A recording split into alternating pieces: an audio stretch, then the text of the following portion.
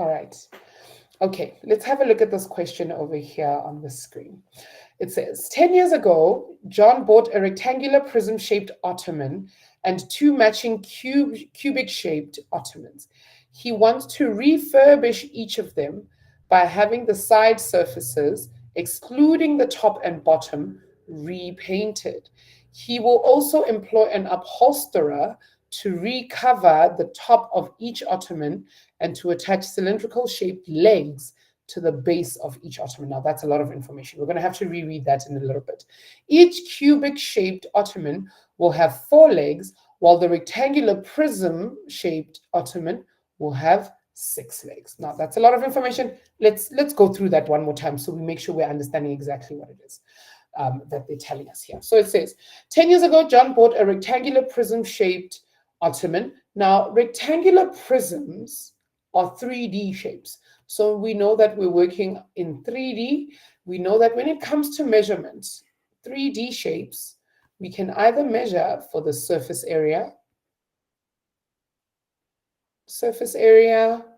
or you can measure for the volume. So the questions that we're about to do are going to have something to do with either the surface area or the volume.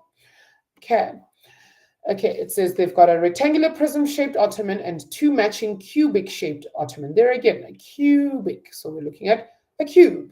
We also know that that's also a 3D shape, so we will be dealing with surface area and volume. Okay, he wants to refurbish each of them. Refurbish basically just means to put a different kind of material on the outside, to make them look new. Okay, that's what the word refurbish means. Each of them by having the side surfaces, excluding the top and the bottom. So it's very important that we're reading the actual information they're giving us, because it's going to get a little bit tricky later on. So over here, they're talking about the side surfaces. So we need to think about side surfaces do not include the top and the bottom. So that means we will not be including that top part there. Let me do that in red. Otherwise, we're not going to be able to see it as clearly. We will not be including the top part over here and over here. And we will not be including the top part over here either. But also, we will not be including the bottom of each of these, the bottom of each of them. Okay, so when it comes to surface area, things like that, different things are going to be happening here as we go along. All right. Okay, and I think, oh no, all right. Let me just check quickly. No. All right. So we're not going to be able to calculate, or we don't really need to calculate for the top or the bottom part. All right, so it says here, excluding the top and the bottom, they want them to have repainted. He will also employ an upholsterer. And down here, they give you the definition of upholsterer. It means someone whose job it is to cover the furniture with material, just like we were talking about when we're talking about refurbishing. Refurbishing would be like calling somebody like an upholsterer to cover the thing with a material.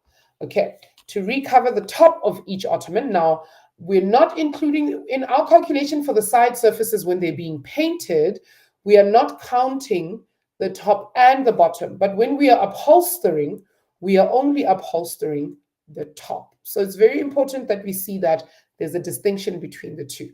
Even though when we're painting, we're not going to paint the bottom, because the refurbishing includes repainting the sides. We are not going to be upholstering the bottom. We're just going to be looking at the top. Okay, and then they're going to attach cylindrical shaped legs. Now we know that cylindrical, a cylinder again is also a 3D shape. So cylindrical shaped legs to the base of each ottoman. Okay, then it says each cubic shaped ottoman will have 4 legs, while the rectangular prism ottoman will have 6 legs. All right, let's read the dimensions and the dimensions of a leg that they've given us, because it's very important that we make sure that everything looks uniform, because when we're doing measurement, we need everything to come with a particular set of measurements. All right, so they tell us here that the dimensions of the rectangular ottoman, right, and the ottoman is just the thing that you're looking at, this exact furniture type that you're looking at over here, right? They're saying that the length of the ottoman is 190 centimeters, the width is 400 millimeters, and the height is also 400 millimeters. Now, we can see here that they've given us the length, and I'm really trying to get to that. All right, they've given us the length in centimeters, but look what they've done with the width and with the height. They've given us the width and the height in millimeters. So it's very important that we notice the distinction so that when we do our calculations, we make sure that everything has the same unit of measurement. Otherwise, our answers are going to come out wrong. So we need to then first convert one. Oh, no worries. I was wondering who's coming in and out, and I was just like, oh, okay. No worries, Tiamo. That's perfect. Okay. Because I'm like, I'm hearing a ding, ding, ding. Again and again, I'm like, is there someone else? Is there someone else? Okay, that's cool. Okay. Thanks for letting me know. All right.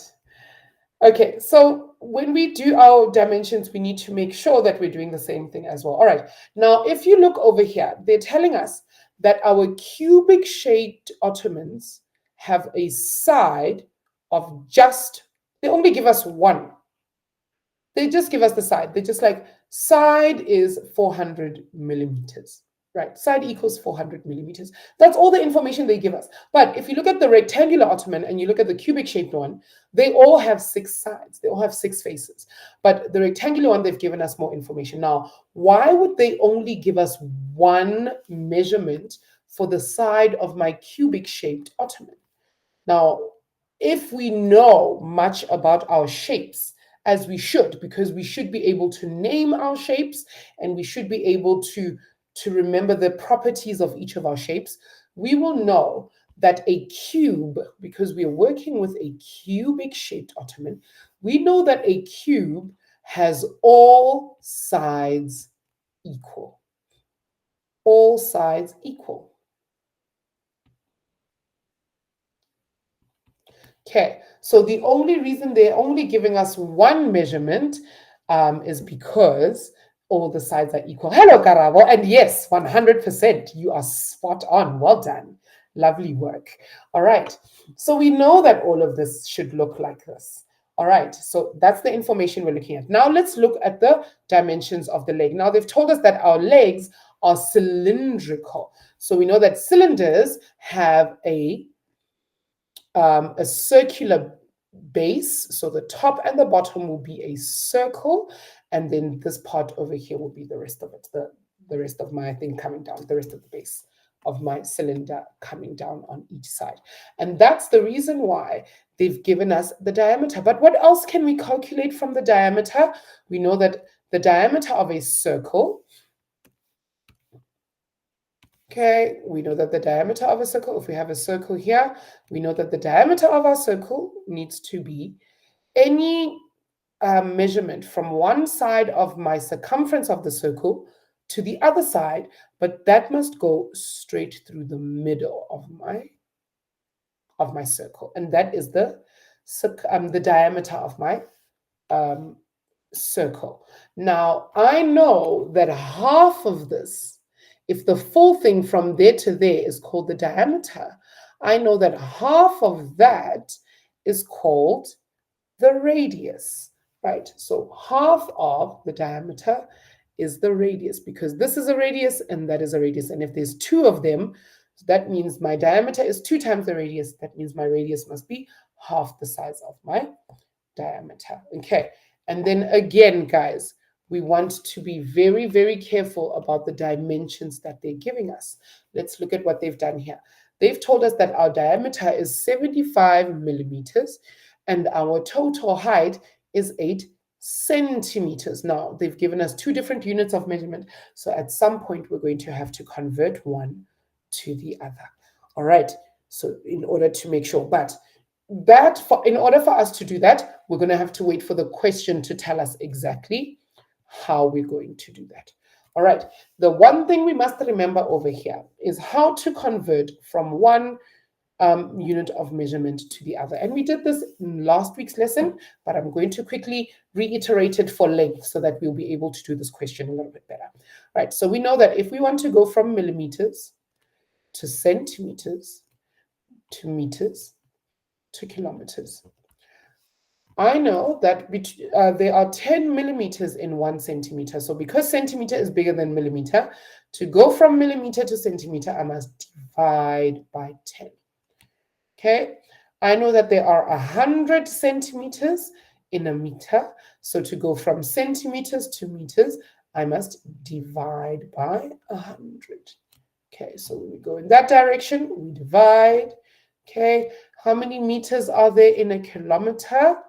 There are 1,000 meters in a kilometer. So to go from meters to kilometers, I will divide by 1,000. So we'll go like that. All right. And then obviously, if we're going in the opposite direction, we're just going to do the inverse operation. So if I'm going from kilometers to meters, I'm going to multiply by 1,000. From meters to centimeters, I will multiply by 100. And from centimeters to millimeters, I will multiply by 10. All right, to get each of those dimensions there. Now, one more thing we need to remember, grade 11s, is that if we are converting something that's already been calculated, like let's say, for instance, they calculate the area of a rectangle, and we find that the area of a rectangle is 24 meters squared, right?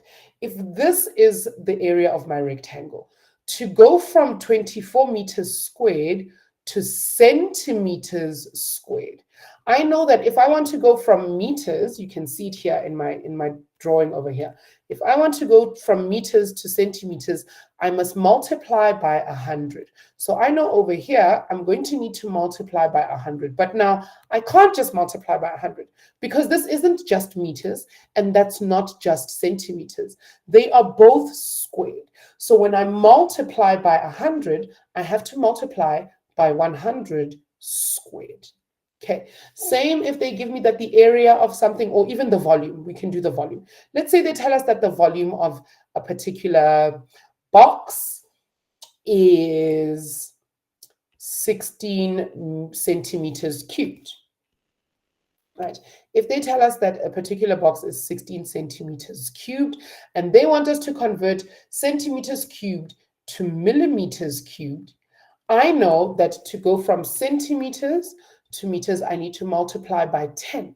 But because it is a cube, I now need to multiply by 10 cubed. Can I get a thumbs up? Does that make sense to everyone?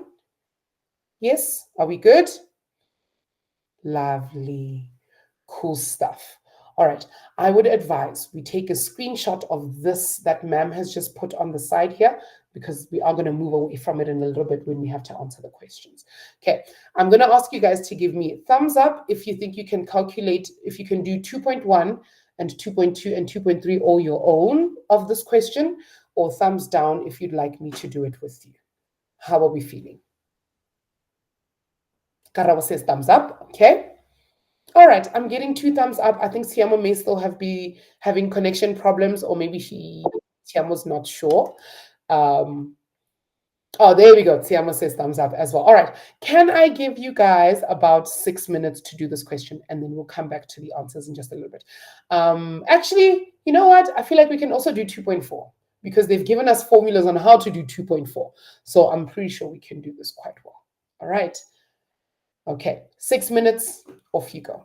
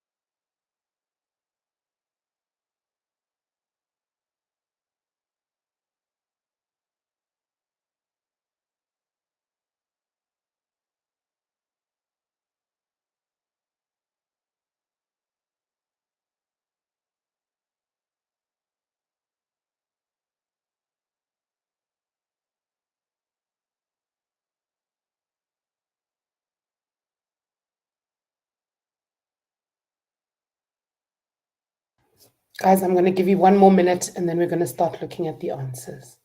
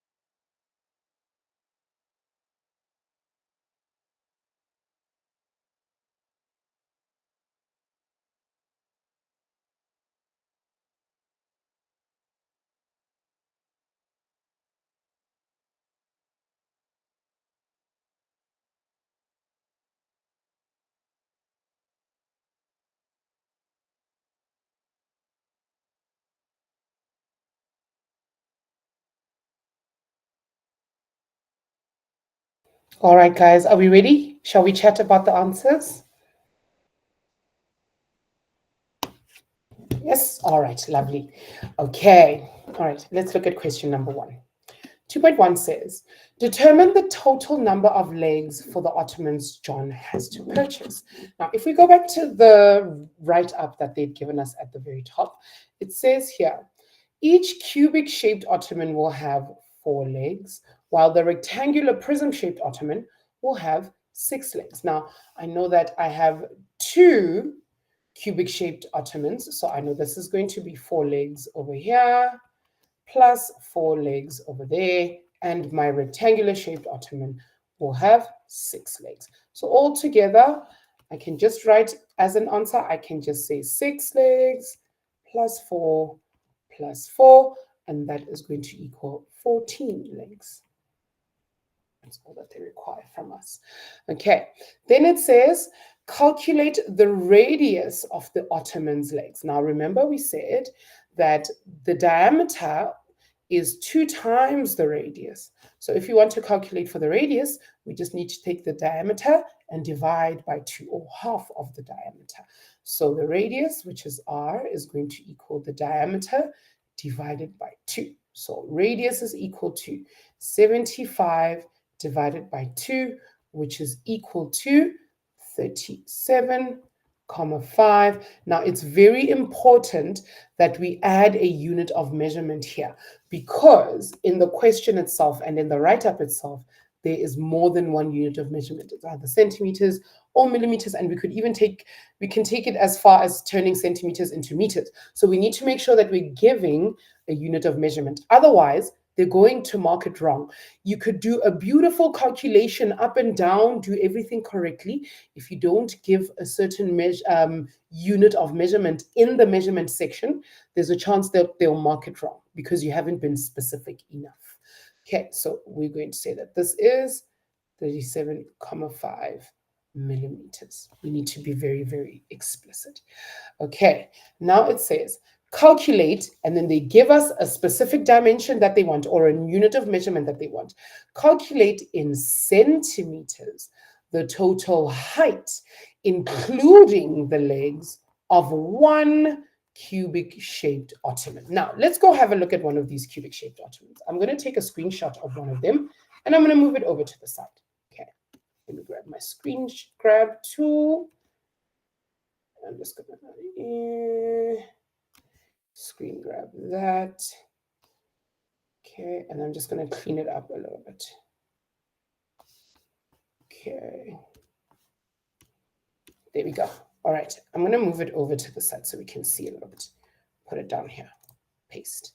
Okay, let's look at this ottoman over here. Now, the question itself says it wants the answer in centimeters. So first thing we're going to have to do is we're going to have to convert centimeter, or the millimeters that we've been given, to centimeters. Okay, but now we just want the height. So we're looking at the distance from the very bottom of my ottoman to the top of my ottoman. Now, they've told us that each of the legs of our ottoman is 8 centimeters high, right? The total height of my leg is 8 centimeters. So we can already tell from our drawing that that part is already accounted for. This is 8 centimeters. And it's good. It's in the measurement that we want, because in the unit of measurement they want, because they want it in centimeters. Now, we said that this is cubic. This particular ottoman is cubic, which means that all the sides would be equal to each other. That means that the distance, if this distance from there to there is 400 millimeters, that means the distance from there to there, that will also be 400 millimeters. But I don't want the answer in millimeters. I want the answer in centimeters. So I need to now convert millimeters to centimeters. So my answer to this, I'm just going to write 2.3 here. My answer to this will start by saying 400 millimeters, and I would have to divide that by 10, because there are 10 millimeters in a centimeter, and that's going to equal 40 centimeters. And then I'm going to take that 40 centimeters, I will say the height is equal to that 40 centimeters we just calculated, plus the 8 centimeters that we know of the height of our leg, and that is going to equal 48 centimeters in total. All right. Okay, let's just look at mark allocation quickly so that we can actually get to the answer. Over here, you should be able to get 1 mark there, and remembering 2 marks for the 2 marks for remembering that there's two legs, and then 1 mark for the final answer. In the radius question, you need to know, this is a knowledge question, you must know to divide by 2. So they're going to give you a mark for dividing by 2 and a mark for the final answer. All right, in this question, it's also a 2-mark question, because all we're really doing over here is conversions. So we're going to take 400 millimeters divided by 10 to give us 40. That's 1 mark. And then 40 plus 8 is just common knowledge. We should be able to add. It's something we learn about in grade 1. So you're going to get another mark down here. Done, 1 mark for the final answer over there. All right, then it says here, calculate in centimeters squared the total surface area of the side surfaces of all 3 ottomans that need to be painted. Now, let's go back to the very beginning, at the beginning of the question, when they told us about the fact that John wants to refurbish here. They said that John is going to repaint just the sides of my ottoman. The sides would be repainted. So each of them, the side surfaces, we're excluding the top. So the top is not included and the bottom is not included. So just the sides.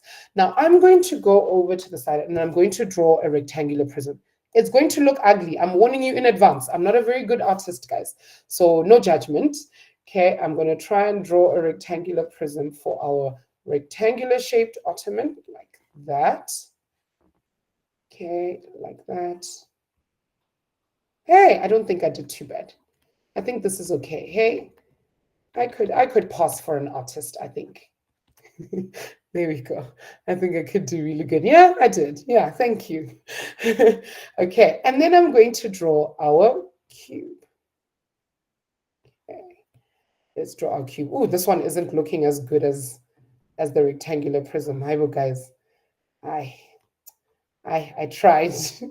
I tried. It's looking okay. It's looking okay. Yeah. Go down this way.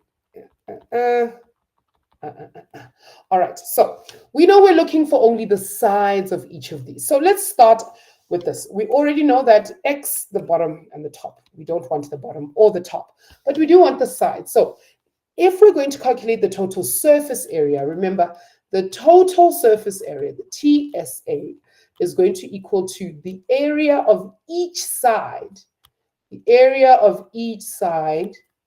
added together.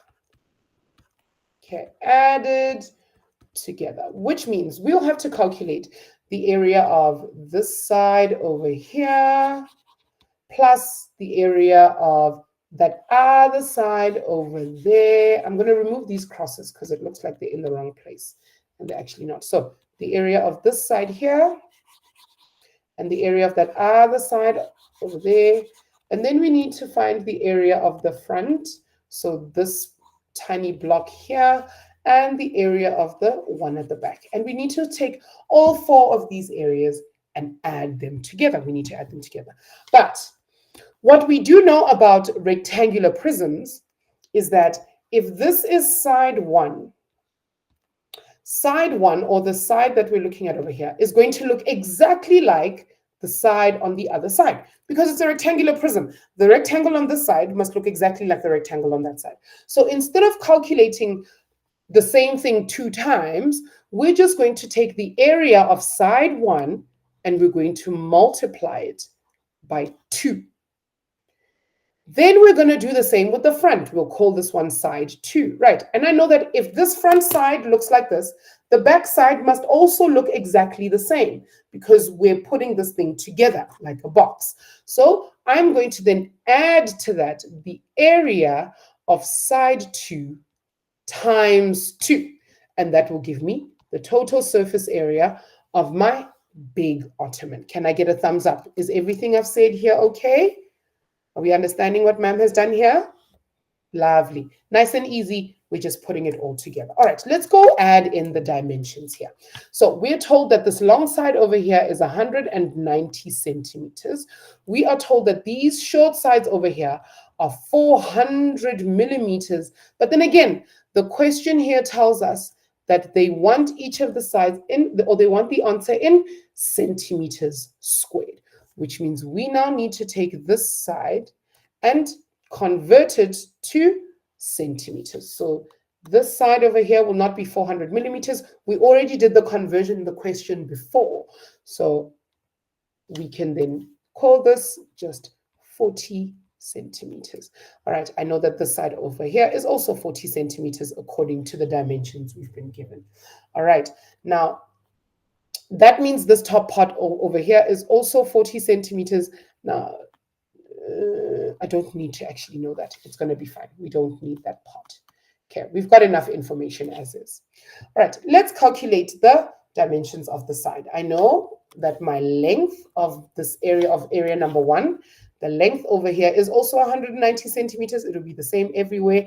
And the width is going to be 40 centimeters. So the area of side 1 is going to be 190 times 40, all of that times 2.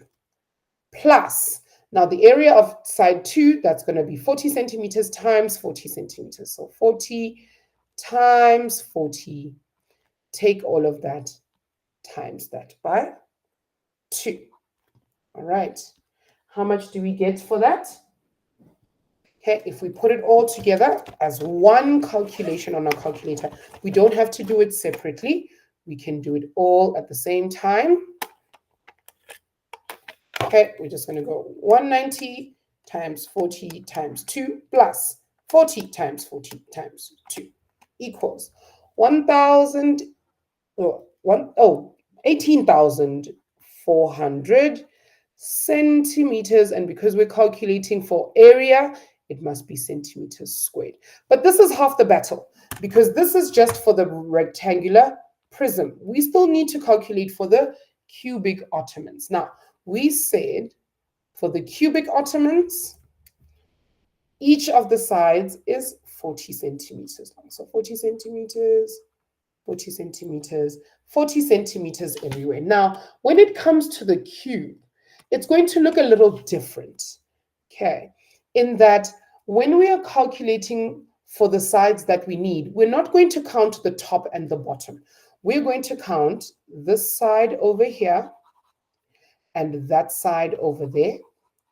And then we're going to add to that the front and the back, right? We're going to add to that this front part here and that back part over there. All right, we're going to add all of those. So in this case, because we know that this is a cube, we know that all 4 sides are going to be exactly the same. So instead of having it to split it as one side times 2 plus one side times 2, I can just calculate for the area of just one side. Let's call that side 3, because we already have a side 1 and a side 2. So we're going to call this one side 3. I know I can just calculate the area of side 3, and I can multiply that by 4, because all the 4 sides that I need will look exactly the same. Right, so I'm going to calculate for that. That's going to give me, sorry, this is the total surface area here, and that's going to give me 40 times 40 times 4. All right, and if I put that into a calculator, I should get 6,400, but I just want to make sure. Before, that's it. We would get 6,400 centimeters squared. Now, the total surface area, TSA, would equal 18,400 plus 6,400. We'll add those two together, and then we would get 24,400 centimeters squared, because surface area is still an area, and we need to leave it like that. Now, this is a lot of work. We've just done so much work.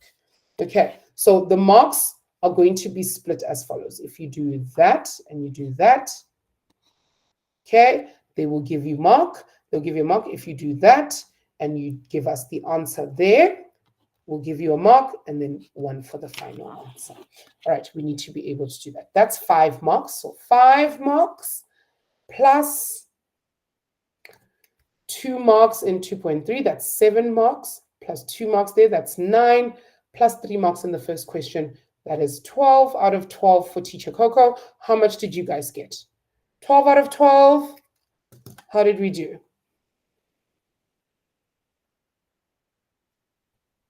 Oh no, Tiamo, what happened? Let's chat about what happened. Do we know where we didn't quite get it right? It must have been that total surface area question, yes? It's quite a tricky one. It's difficult for all students. It gets kind of difficult. Karabo, Nomso, how did you guys do? Are we okay?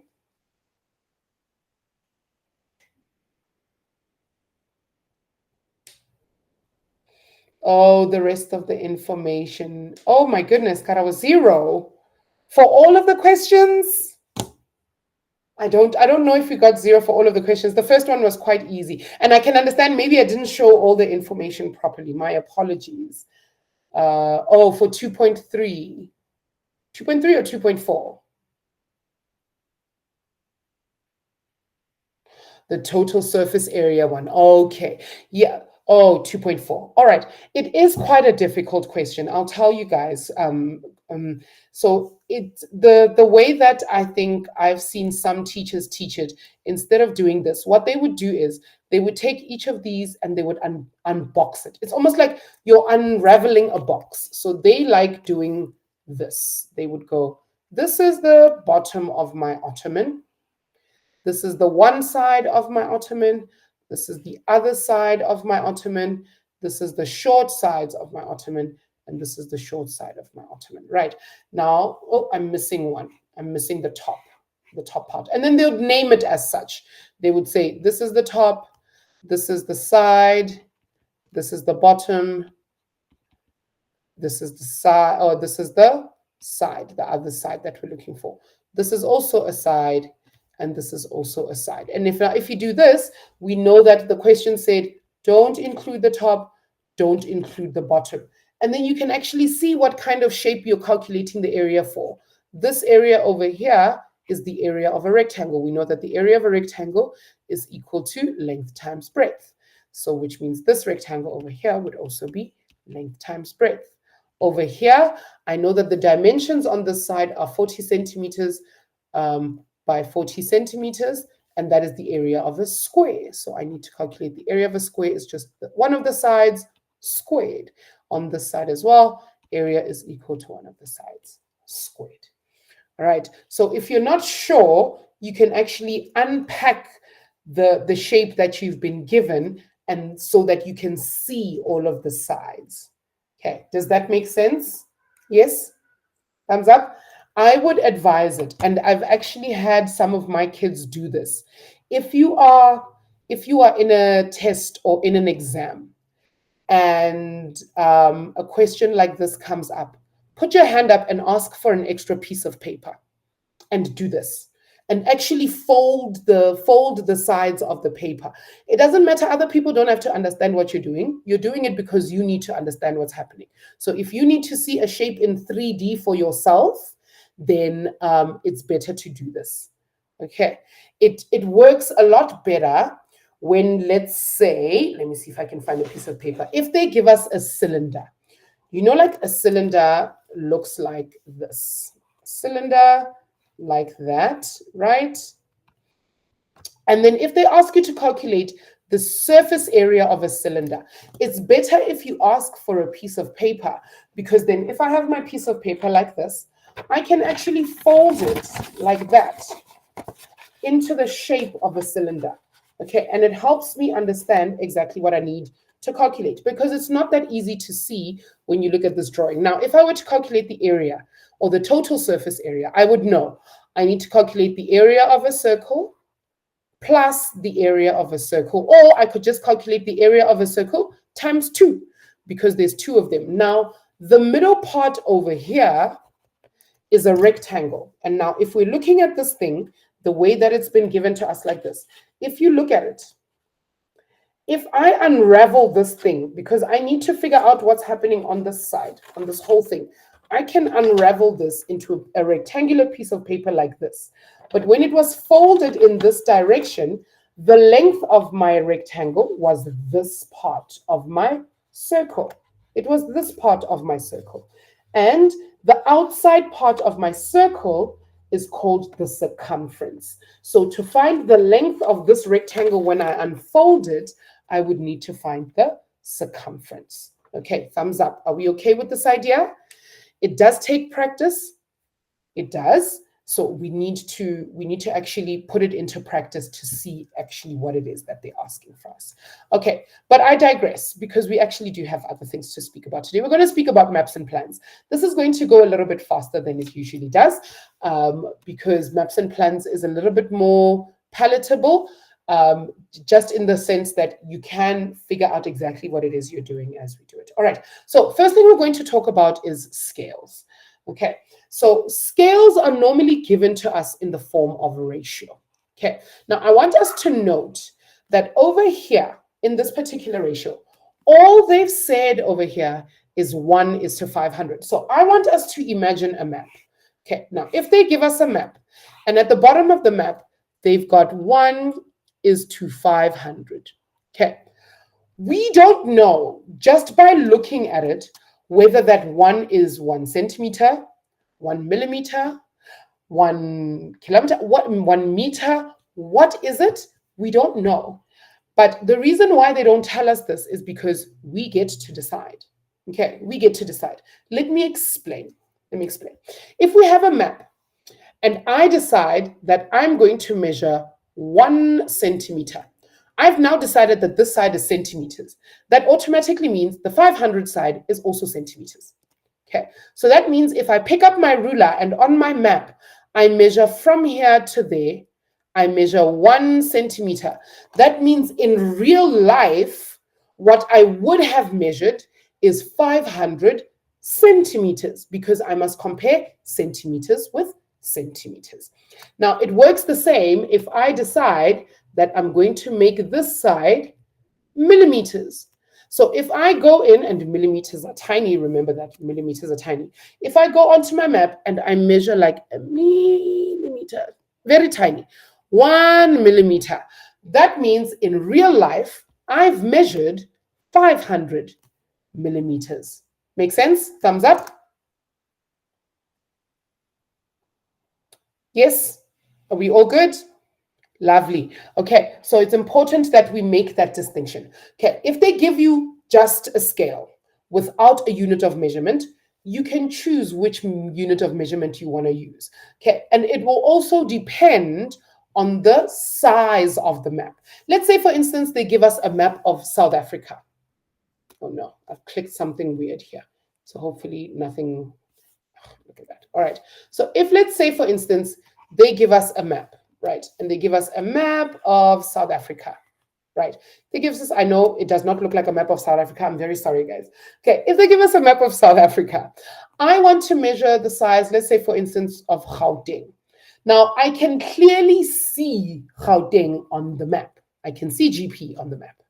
Okay, so it might be better for me to measure the size of Gauteng in centimeters. So I will choose my unit or my scale over here to be in centimeters to centimeters. Okay, but if, let's say, for instance, they give me a map of the world. If they give me a map of now I've taken Europe and Canada and I've put it together. There's North America, there is Europe over there, Asia all the way over there, and Africa over here, Antarctica down here, South America down here. Now, let's say, for instance, I want to now measure the distance of Gauteng again. Now, because this map is a lot smaller, because they're showing a lot more stuff, Gauteng is probably going to come out as this tiny, like a tiny little thing like that. I'm not going to be able to measure that in centimeters. It doesn't make sense for me to use centimeters. So rather than use the scale as centimeters, let's use the scale in millimeters. Okay, so nobody's going to tell you that information. It's very important that we understand how to find that information or to deduce, to use that information all our own. We're not going to be told that. Okay. All right. So there are two types of scales, and we're going to be looking at both of them now. All right. The first one is a bar scale, and a bar scale looks exactly like that. It looks exactly like what it's called. It's called a bar scale. Now, what a bar scale does is it gives you a direct measurement of the thing that you're looking for. A direct measurement. So what a bar scale does, it gives you the actual distance. So you'll see here that the bar scale says 0 meters to 10 meters. If you pick up not your calculator, your ruler. If you pick up your ruler and you measure the distance from here to there, and you find that the distance from there to there is 5 centimeters, that means wherever on your map you calculate 5 centimeters, you've moved 10 meters on the map. That's what that means. But that also means if I want to figure out how far it would take me to travel 1 meter, I would have to take 5 centimeters. To get to 1 meter, I'd have to divide by 10. So I'd have to take 5 centimeters, divide by 10, and that would give me 0.5 centimeters. So if I want to travel 1 meter, I must divide this part by 10 as well. So if I want to travel 1 meter, I need to go onto my map and I need to measure 0.5 centimeters on my map, and that will be 1 meter according to, or actual distance will be 1 meter. All right. So that's how a bar scale works, or scale in general. And then the next one is a number or a ratio scale. And the number scale is the one that we've just looked at up there. Okay, so the number or the numerical scale is the one where we choose the unit of measurement. We get to choose the unit of measurement. The bar scale has already told you what the actual measurement is. So this is actual. 20 meters, if you measure 10 centimeters on your book, that doesn't mean that's actually 20 meters in real life. The 20 meters means 20 meters in real life is the same as 10 centimeters in your book. All right, and that's what this means in terms of actual distance, that kind of stuff. All right. Okay, so let's look at a quick question here. All right, and we can do this one together, and then I'll give you guys the next one to do on your own. All right, it says here, you are given a map with a number scale of 1:60. You measure a length on the map. Now, of these two, that one is always the map measurement, because that's the one you're choosing. You're choosing the measurement. So it says, you measure a length on the map of 10 centimeters. What is the distance in real life? So let's go ahead and put this. Now, they told us that this is in centimeters. So it only makes sense for us to go in and put this scale in centimeters. So we're going to go 1 centimeter is to 60 centimeters. That's what we're going to do. And then we're going to calculate this as we would a ratio. So I know that I've measured 10 centimeters. How did I get from 1 centimeter to 10 centimeters? We multiplied by 10 centimeters. And what I do on the left-hand side, I'm going to do on the right-hand side as well. So I'm going to multiply this side by 10 as well. So 60 centimeters times 10 would give us 600 centimeters in real life. And I can actually then divide here by 100 to get a more accurate answer. It's the same thing as 6 meters. Okay, thumbs up. Making sense? Are we all still okay here? Lovely. Okay, cool stuff. All right, let's look at number 2. Number 2 says, the distance on the map from Durban to Pietermaritzburg is 2,5 centimeters. Use the number scale. Now they've given you this number scale. 1 is to 120,000 to calculate the actual distance in kilometers. Now, we need to see here that what they've done here is they've given us the scale in centimeters, and they want us to convert it to kilometers. So let's see what that's going to look like. We're going to take this 1 is to 3,120,000, and I'm going to put centimeters on each side. I'm going to put centimeters on each side. 1 centimeter, 3,120,000 centimeters. All right. Now they tell me the distance from Durban to Pietermaritzburg on the map is 2,5 centimeters.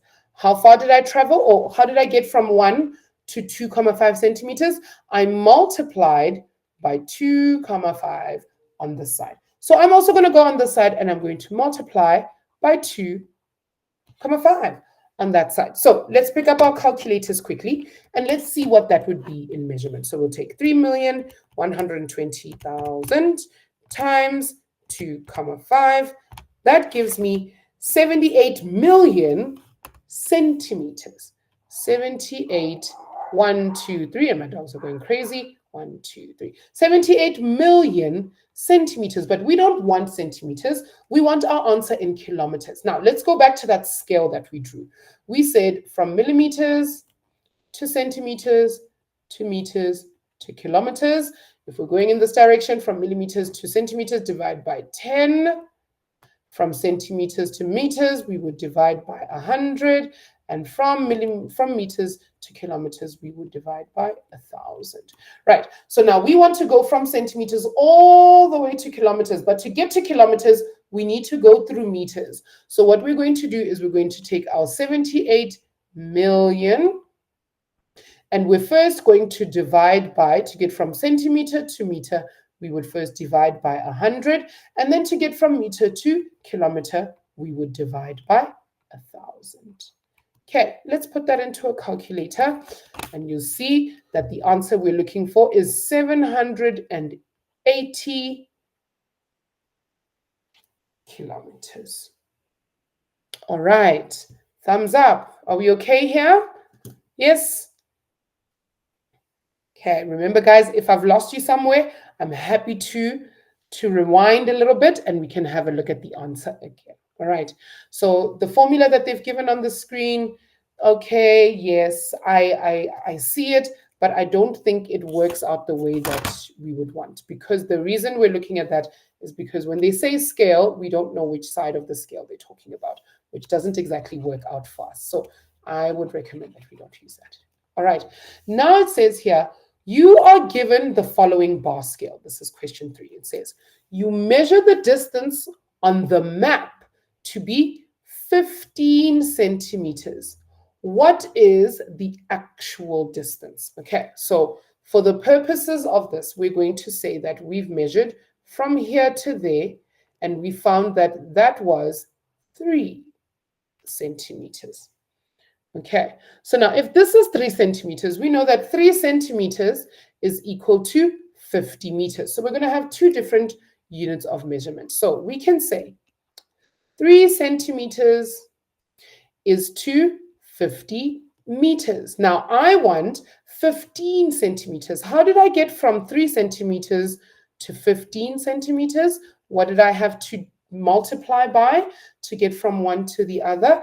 I would have had to multiply by 5. So if I multiply by 5 on this side, I'm going to multiply by 5 on this side as well. So 50 times 5 will tell me that I've measured 250 meters in actual distance. But this might not work. What if I measure this thing and it gives me 2,7 centimeters and I need 15 centimeters? How am I going to know what I had to multiply 2,7 with to get 15? I'm not going to be able to know that.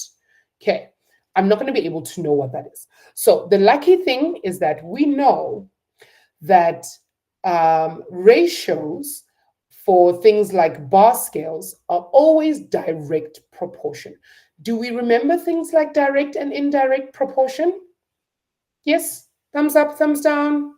Do we remember direct proportion, indirect proportion? Good. Karabo remembers. The rest of you guys, I'll give you a quick reminder if you don't remember. Okay, so remember, Nomso, when we talk about direct proportion, I'm going to be very, very quick, few seconds. All right, direct proportion means that if we have two things, if I have 1 centimeter is to 8 meters, if 1 centimeter increases to 2 centimeters, then this side must also increase to 16 meters. So when one thing goes up, when the one side goes up, the other side must also go up. That is direct proportion. When the one thing goes up, the other thing goes up, but they must both go up at the same scale factor. So if this thing goes up times 2, this side must also go up times 2. And indirect is just the opposite. Okay, so indirect would be if this side is 1 centimeter and this side is 4, and then we find that this side becomes 2 centimeters and this side also becomes 2 centimeters, what we're noticing is that this side has gone up, but that side has come down. Okay, but they've gone down by, or the inverse of each of these has gone up and down by the same scale factor. We've multiplied by 2 here, we've divided by 2 here. All right, so it's kind of like an inverse. So direct proportion means when one goes up, the other also goes up. Indirect means when one goes up, the other one comes down. Okay, does that make sense? Are you okay with that? Yes? Okay, lovely, good. Now, the nice thing for us is that measurements on a map are always going to be direct proportion. So what we're going to do is we're going to learn how to use direct proportion to calculate for these kinds of things. So here's what we're going to do. Let's say, for instance, we measure this and the distance from 0 to 50 meters is actually let's make it 2,5. Let's make it a nice round number. We'll say that the distance from there to there is 2,5 centimeters. Now, we don't know what 2,5 times 15 would give us. So we're going to say 2,5 to 15 is 50 meters to x. We don't know what x is. We don't know what that thing is. But because it's direct proportion, we are going to cross multiply. We're going to cross one to the other. So we're going to take this, cross it and multiply it with that. We're going to take this one, cross it and multiply it with that. Now, x times 2.5 is just going to give us 2,5x. And that is going to equal to 15 times 50. 15 times 50 gives us 750. Now, this is the equation we have. I'm just going to write it down here because I'm feeling like I'm cramping it a little bit over there underneath the question. Okay, let me make some space here and I'll write it over here. All right, so at the moment, I'm going to take this and I'm going to move it up here. We have 2,5x is equal to 750. Okay, I want x on its own. So to get rid of that multiplied by 2,5, I'm going to divide by 2,5 on both sides. Divide by 2,5. So x is going to equal to 750 divided by 2,5. And that would give me 300 meters. Thumbs up. Can I give you guys a question like this to try on your own? Yes? A cross multiplication question like this? Yes? Okay, I'm going to give you guys a nice and easy one. All right, let me move over to the side. I'm going to have to make one up very quickly in my head. Okay, let's see.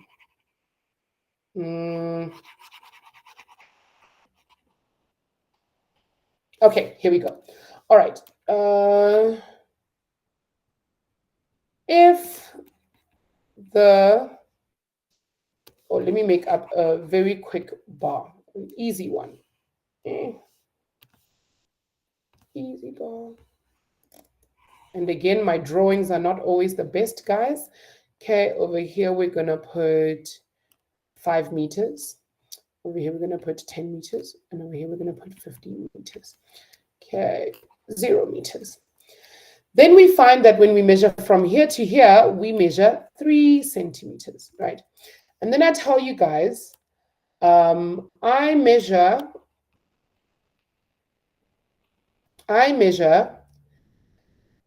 22 centimeters on a map.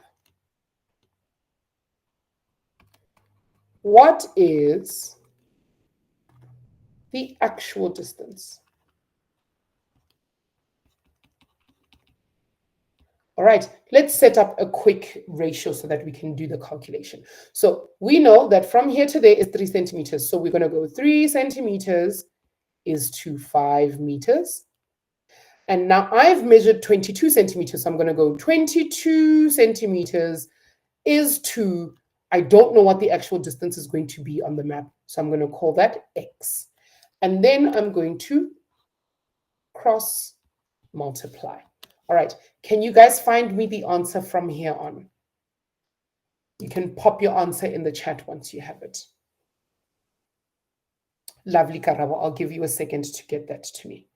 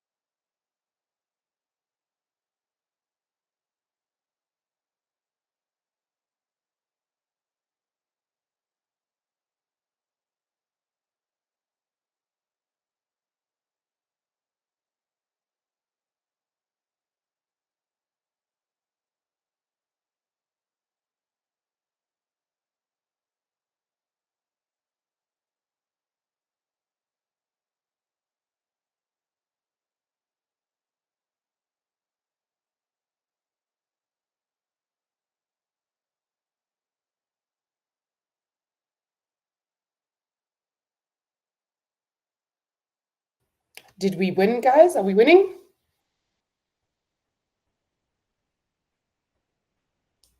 Yes.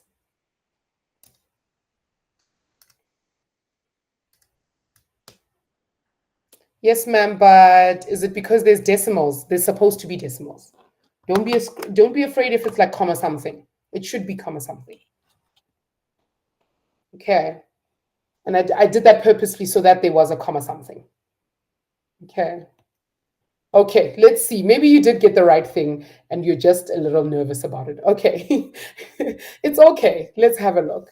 All right, so if I multiply this way, x times 3 will give me 3x, and that will equal 22 times 5, which is equal to 110. Now, I know that I want x on its own, so I'm going to divide by 3, divide by 3. So x would equal 110 divided by 3, which is equal to 36,6666666. So I should say 36,67 meters. Yes? Did we get it? Yay! Woohoo! Well done, Karabo. Well done, Tiamo. Nicely done. Nomso, did we manage? Lovely. Okay, I'm going to give you guys one more, a little bit more of a, okay, not a complicated one. It's going to look just like this. Okay, it's going to look just like this. Don't stress. Okay. So This time, we are told that these markers over here are 10 meters, 20 meters, 30 meters, right? And then I say, if I measure, hold on, I measure 4 centimeters over here, right? Now, if I measure 18 centimeters on a map, what is the actual distance? Okay, now this time I'm not going to set up an equation for you guys. I'm going to let you guys do this on all your own. All right, you've got 2 minutes. Well done. Well done. I'm glad. But I knew you would get it right because you've been practicing, and that's good. Okay. It's that easy. It is quite easy, actually. Well done.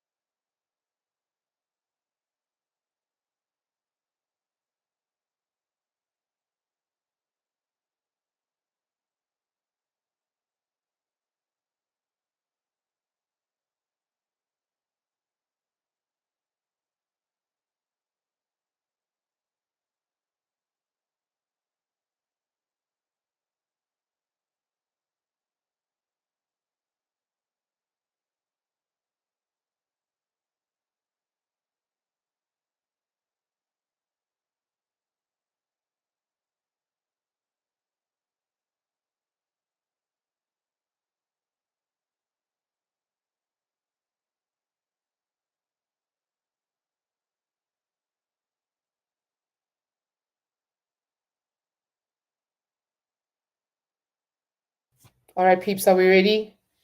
Can we look at this answer? Yeah. Okay. All right. So we're going to set up our ratio first. We're going to say 4 centimeters is to 10 meters, and 18 centimeters is to something we don't know, so we call it x. All right. So we would multiply that way. Oh, look at that Look at that arrow. What an ugly looking arrow. Let's try again.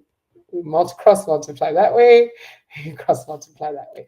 So x times 4 would give us 4x, and that would equal 18 times 10, which is 180. And then to get x on its own, we would divide both sides by 4. And that would give us 25, if I'm not mistaken. Divide by 4, 45. There we go. Therefore, x is equal to 45 meters on that side because we're looking for the meters side. All right, how did we do? Did we get it? Yes? Woohoo! Yay! Nicely done, guys. Lovely. Okay, cool. So that is how we can calculate for things like measured versus actual. Now, I want you guys to, I want us to know that sometimes they could do this. They could say this. They could say the actual distance is 45 meters. Okay, they could say the actual distance is 45 meters, right? And then they could ask you, is 45 meters, what is the measured distance. What is the measured distance on the map? What is the measured distance on the map?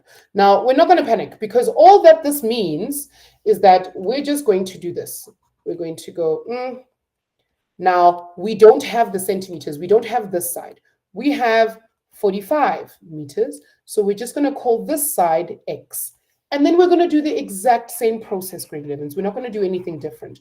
We're just going to multiply in the opposite direction. So we're going to go X times 10 and 45 times 4. So now X times 10 is going to give me 10X on the right-hand side is equal to, and then we'll get 4 times 45 is equal to 180 on this side. I still want X on its own, so I will divide by 10, and that would mean that X is equal to 18 centimeters. Do you see how it works both ways? It won't make a difference. You would still get the same answer whether they ask you for the actual distance or if they ask you for the measured distance. Cross multiplying works for both of them. All right. Okay, so it works in either way. It doesn't matter which one they ask you for. All right, let's have a look at some other questions. Okay. Here is your next question. We're not going to use this formula. We're going to use the cross multiplication that we've just learned. Okay. All right. I want you guys to answer questions 1, 2, and 3, and let me know when you are ready and we can mark. All right. I'm going to be quiet. We're using the exact stuff that we used up there. You just have to figure out what we're looking for. 11 centimeters. Let me see if I can. Okay, I'm going to make this over here 5 centimeters. Okay. And then we need to figure out what the distance from the ground is, which is the actual distance. All right. Take it away, grade 10s. Oh, grade 11, sorry.